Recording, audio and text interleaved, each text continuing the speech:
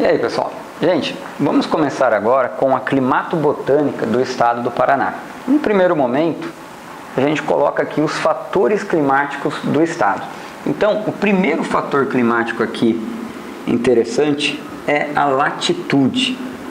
Lembrando que como o Paraná faz parte da região sul do Brasil, ele vai apresentar aí condições climáticas um pouco diferentes daquelas do sudeste, do nordeste, centro-oeste e norte do Brasil.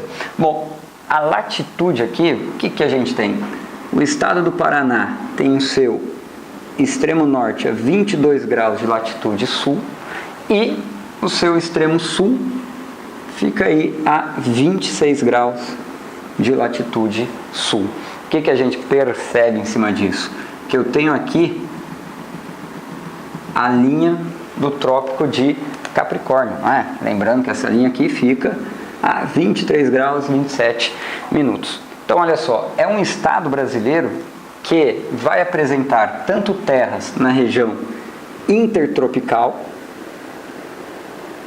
uma ação mais forte de massas tropicais, e até mesmo massas da Amazônia vão influenciar o estado, e eu tenho terras na região temperada do planeta. O que a gente pode somar a isso é justamente o que? A existência de planaltos no estado do Paraná. Então, quando eu olho o mapa dos climas, o que a gente percebe aí? Um clima com verões um pouco mais a menos, avançando aqui por áreas do interior do estado. Aí aquela questão interessante, o que pode compensar a latitude é justamente a altitude. Ao pensarmos então um outro fator de influência importante aqui, a gente coloca a altitude do estado. Lembrando que o estado vai apresentar aí mais de 80% do seu território com uma cota altimétrica superior a 300 metros. Então, olha só, 80% do estado supera os 80 metros de altitude, o que vai trazer o quê? Uma característica de temperaturas um pouco mais amenas nessas áreas que avançam para o interior. Tudo bem? Bom, outro fator de influência que seria interessante pensarmos é a maritimidade. Então, a maritimidade do Oceano Atlântico, por ter águas aqui um pouco mais quentes, vão permitir um clima mais úmido no litoral. Tudo bem? A altitude também colabora com o quê? Com a barreira orográfica. Então você não permite que toda a umidade avance com facilidade para o Paraná. Claro que mesmo assim avança, não é um estado com climas áridos no interior, claro que não. Bom, olha só, outro fator de influência, que aqui vai exigir um pouquinho mais, seriam as massas de ar que atuam no estado. Então eu tenho aqui massas de ar que vão acabar formando alguns sistemas atmosféricos. Em um primeiro momento, a gente pensa aí o que vai acontecer com o estado. Avançando aqui no slide, o que a gente percebe? A precipitação, temos chuvas um pouco mais abundantes em áreas do sul do Paraná, devido à influência da massa polar, e também aqui no litoral, que aí seria a influência da maritimidade. Avançando para o norte, a gente tem uma redução da quantidade de precipitação. Quando olhamos a temperatura média, olha só, temperaturas na porção mais ao sul, uma influência mais intensa da massa polar e também cotas altimétricas um pouquinho maiores aí. A gente percebe aqui também no segundo planalto. Olha só, uma temperatura média um pouquinho menor pela questão do segundo, do terceiro planalto também. Tudo bem?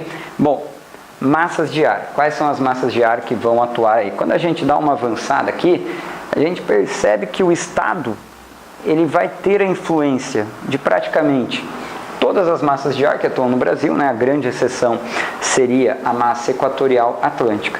Se eu começar imaginando o estado durante o inverno, você tem uma atuação mais forte da massa polar atlântica, principalmente no inverno, que é quando justamente ela vai trazer uma queda da temperatura.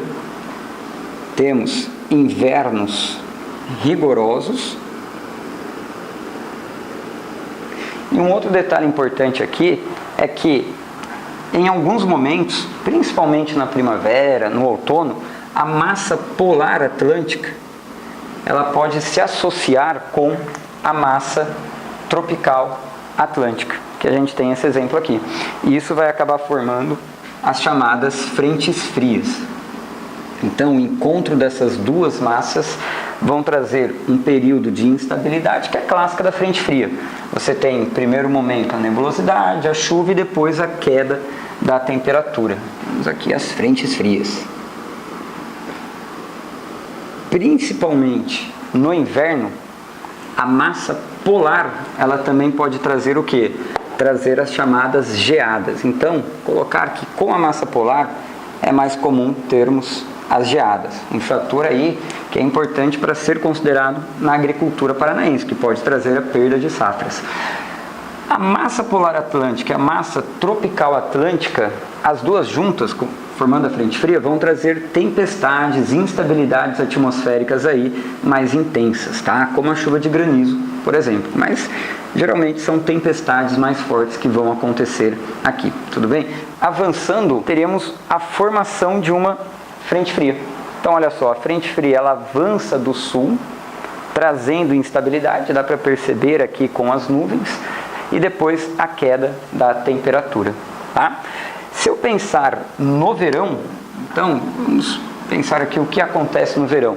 É muito comum a massa equatorial continental, famosa por influenciar aí boa parte do Brasil Central, voltando o slide, a gente tem essa formação aqui, uma formação de chuvas intensas, que é um ar vindo da Amazônia brasileira, a massa equatorial continental, bastante úmida, que ela acaba sendo influenciada pela Cordilheira dos Andes, avança para o centro-sul do Brasil, atingindo também o estado do Paraná. No litoral, o verão também vai ter a influência da massa tropical atlântica. Então, olha só, de novo um sistema atmosférico atuando no estado. Esse sistema atmosférico é o que o pessoal gosta de chamar aí de ZCAS. Lembrando que ZCAS significa Zona de Convergência do Atlântico Sul. Duas massas de ar que trazem umidade acabam se encontrando aí no centro-sul do Brasil, o que vai trazer chuvas intensas nesse período. Claro que, por se tratar de sistemas equatoriais, o norte do Paraná vai ser aí mais atingido por esse sistema. E um último ponto aqui para pensarmos é o avanço da massa tropical continental. Se a gente voltar de novo para o mapa das massas de ar, a gente tem uma massa tropical continental, um sistema de alta pressão, como a tropical atlântica. Qual que é a diferença entre as duas? A tropical atlântica joga umidade. Lembra da influência da maritimidade? A massa tropical continental, como ela é formada sobre o continente, ela não vai trazer umidade, né? Aumenta a temperatura, porém traz aridez para a região. Então é interessante essa ação da massa tropical continental, mais nas áreas do interior, que você acaba trazendo um período de aridez para a região. Tudo bem?